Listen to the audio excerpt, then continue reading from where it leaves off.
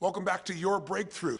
We're going to talk in this session about the exact formula for what creates long-term happiness, what creates unhappiness, what creates suffering, and what the antidotes are, of which there's only 3. How do I know this?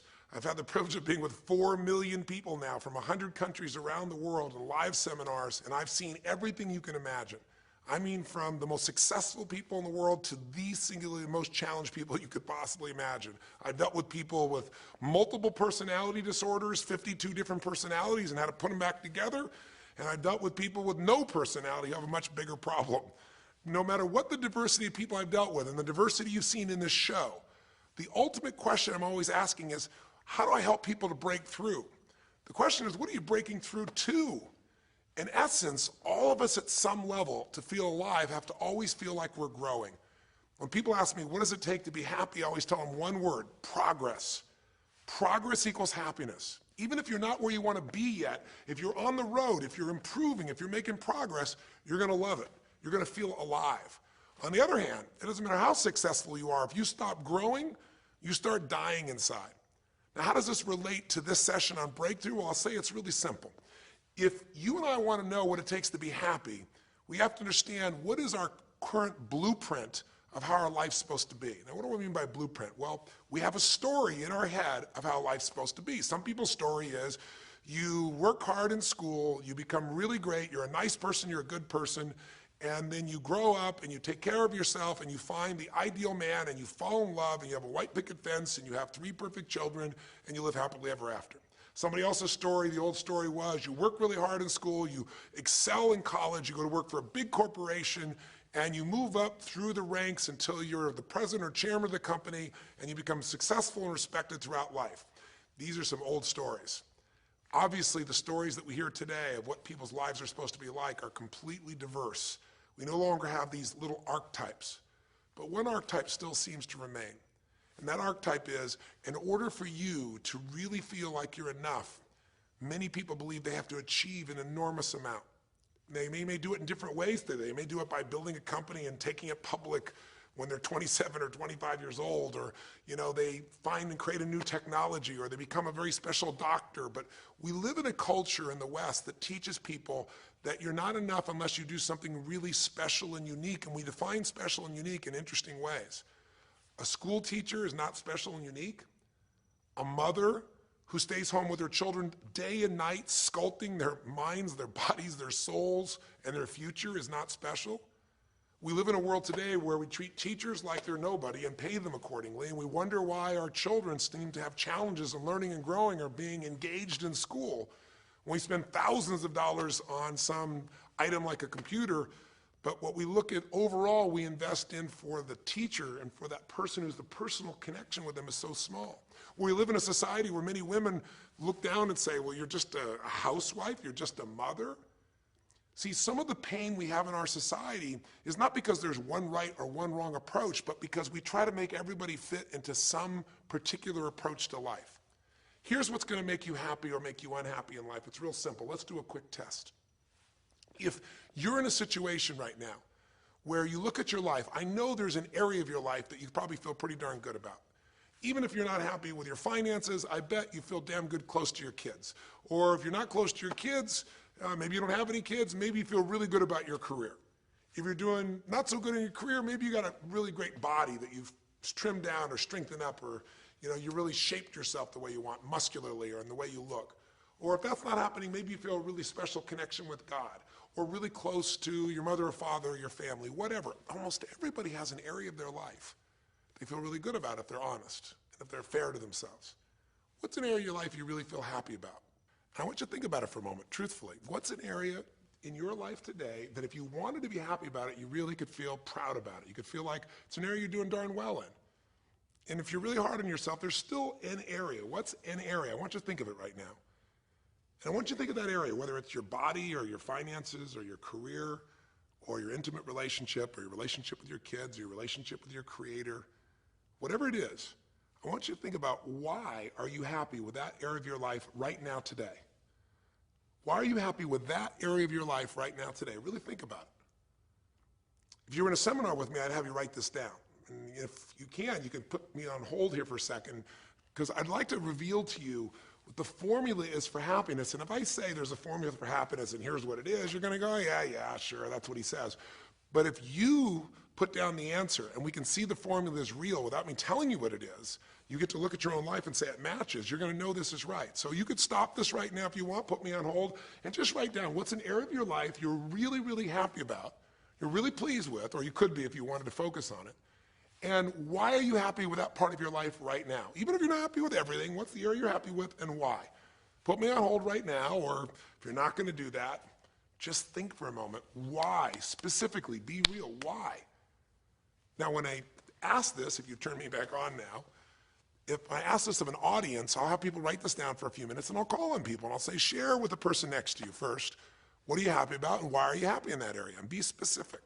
And after they share, I'll have people stand up, I'll call on a variety of people, and I say, ma'am, tell me, what are you happy about? And she'll say, well, honestly, I'm really happy with my body. She goes, I never thought I'd say that, but I used to be so unhappy with it, and you know, I did some things, I pushed myself through, and now I exercise regularly, and you know, I'm not perfect, but I feel fit, I feel strong, I feel energetic, and that's really, I don't know, it just feels good to me.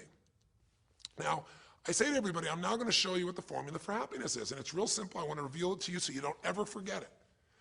Whenever you're happy with an area of your life, it's because right now, your current life experience, I call it your LC, your life conditions, the conditions of your life conditions in that area match or are equal to your blueprint, your story, your belief about how life should be in that area.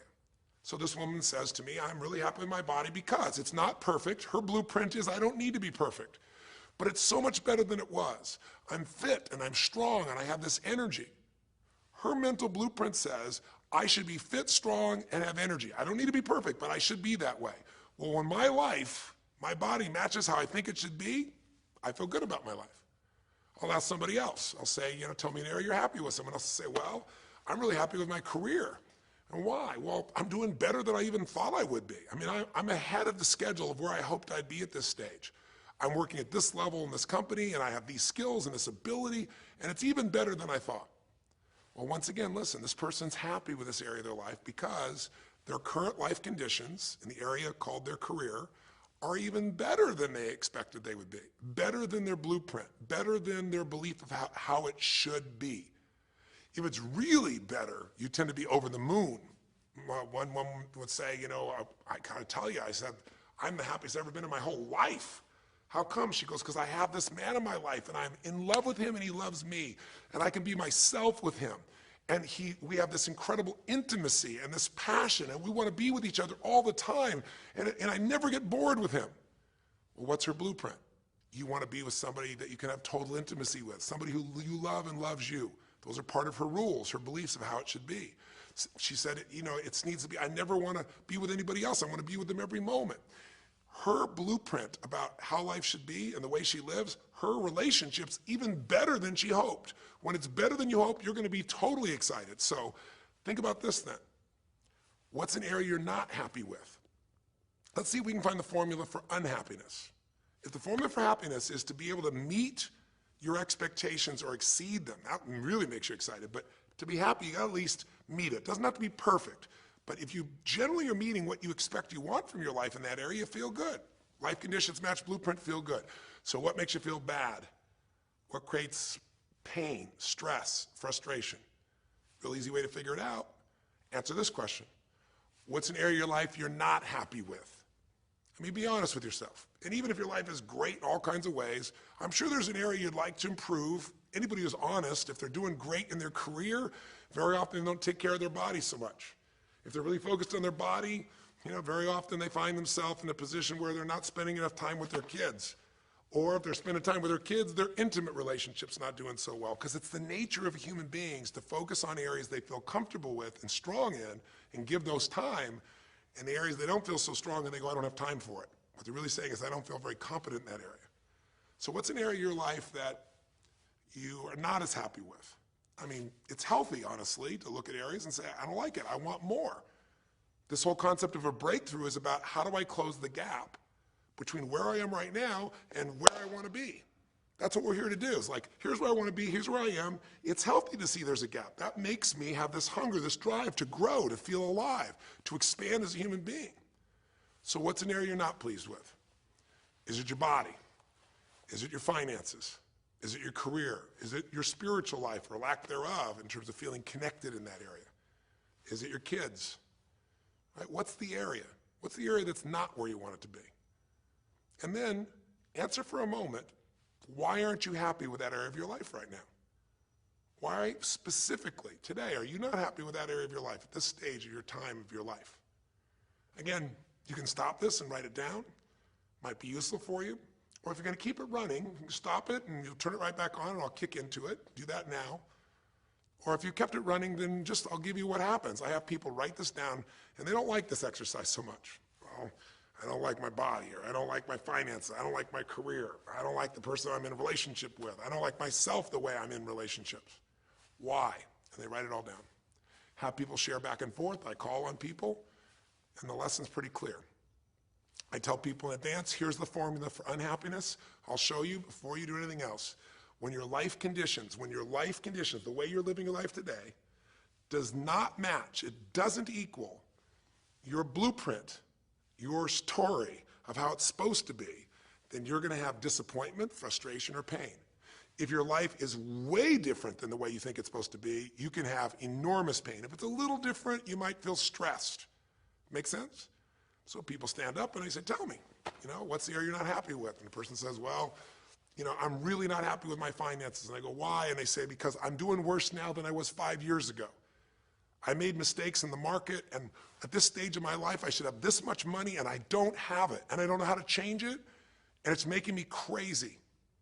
And why are they crazy? You say, well, because they don't have their economic needs met. No, you can not have your economic needs met, and you can still be okay, but when you have an idea, this is what my need is, and I did the wrong thing, my life doesn't match how I'm supposed to be, that's when people get a little crazy. See, think about it. If you grew up taking care of folding your own clothes, making your own meals, going to the store, doing the grocery shopping, cleaning the bedroom, cleaning the house, vacuuming, taking out the trash, and you did that your whole life, then if you have to do that later on, you don't feel like you have economic pain because you don't have a maid. But if you grew up in an environment where everything was done for you, you never have to work, and now suddenly you have to work incredibly hard to just pay enough money to pay your bills, and all of a sudden food is building up and the house is dirty and your clothes aren't folded and nothing matches, you might find yourself really angry and frustrated because you have a different story about how life's supposed to be than how it is. Someone else will say, well, I'll tell you why, because I'm in a situation now where, I'm 30 pounds heavier than I should be. Should be is the key word. There are people in all cultures who love being big. There are people that will walk around and someone else might think they're massively overweight, but they're going, I own this, honey, and they really, truly, they match their blueprint. Big is beautiful, because their idea is big is beautiful. I'm big, that's beautiful, matches my blueprint. Rock and roll, I'm happy as can be. Somebody else can look like a twig and be stressed out saying, I hate my body, because their blueprint says I should be the skinniest thing on earth, and I'm not skinny enough. Am I making sense? When your life conditions don't match your blueprint, you're going to have pain. But here's when you suffer. When I ask people, who here has been through the dark night of the soul? Who's been here in a situation where you feel like life isn't worth living, or we feel like a pain that just will never go away? And a lot of people write down those experiences, like Joaquin. So you'll begin to understand what the issue is I'm talking about here. Joaquin, if you recall, was in a situation where this man felt like there was no reason to live. He couldn't work, he couldn't do anything, his life was worthless. Why did he think that? Because he had a blueprint. And his blueprint said, I need to be an NBA basketball player, at least a professional basketball player. I need to be able to make money and have this great lifestyle, because that's what makes me worthwhile as a human being. That's what makes my family respect me, my mother, my uncles, my aunts. I'm the successful one in the family, and I make the money. I support everybody. He's a good man. He didn't come just to be successful. He took care of his mother, his family. He tried to be an inspiration for people. Joaquin Hawkins is a man who was always going out on his free time and training kids and showing them the pathway to freedom, how they could play basketball and get free like he did and get out of the inner city. So this man is not a selfish man, but he knew this is the way to be worthwhile. This is the way to be able to give to people. This is the way to take care of your family. And all of a sudden, one night, what happened? That way was taken from him. He has a stroke. And in the middle of the night, his life conditions make it impossible to be who he has to be, or he feels like he's worthless. You get it? We have an identity. We have a story of how we're supposed to be. And if life somehow gets in the way of that story, we feel pain. But if we feel we have no control, that's when we go into suffering. See, it's one thing to say my life doesn't match my blueprint, I got to lose weight. That might stress you out. Or my life doesn't match my blueprint, I'm not in a relationship, I got to get in one. That might motivate you even. You might not like it, but you're going to find a way to get in one. Or my career doesn't match how I should be, you could change it. But when you start believing that your life doesn't match your blueprint and you have no control to change it, you're helpless, that's when people suffer. And so this week for your breakthrough, it's a chance for you to start to take a look at your blueprint anywhere you're really having pain. Hey, look, if you're doing great in some area of your life, celebrate it, of course, and I'm sure there are many areas you are. But life is really a series of growth spurts. I mean, two things in life make you feel alive: growing and giving. And what's really wonderful about this man, Joaquin, is he was constantly growing, trying to get better, trying to be a better teammate, a better basketball player. Think about it. When he didn't make the teams and he didn't make the NBA, he didn't give up. He worked even harder. The guy was always striving to become something. And he became it, and he achieved it, and then life took it from him. Isn't that the common denominator with so many of the people in the stories of this 6-part series that you saw, these 6 specials? I mean, Frank and Kristen had a blueprint of what life was supposed to be about. We're supposed to get married and have children, and we're going to have our own business. And all of a sudden, life doesn't match the blueprint. And suddenly, there's depression. Because in their case, they said there's nothing we could do. But they were wrong. They were wrong because they discovered, and Frank discovered, I can make a difference to my wife. The chair, even though I didn't create this and didn't ask for it, this chair does not define me. I can become more than I was before. I can have the impact with my wife.